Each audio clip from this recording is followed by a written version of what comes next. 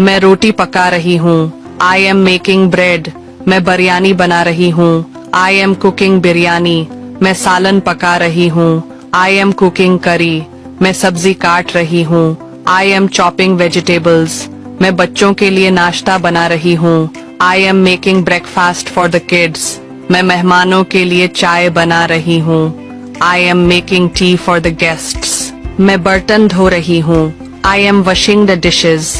मैं कपड़े धो रही हूँ। I am washing the clothes. मैं घर की सफाई कर रही हूँ। I am cleaning the house.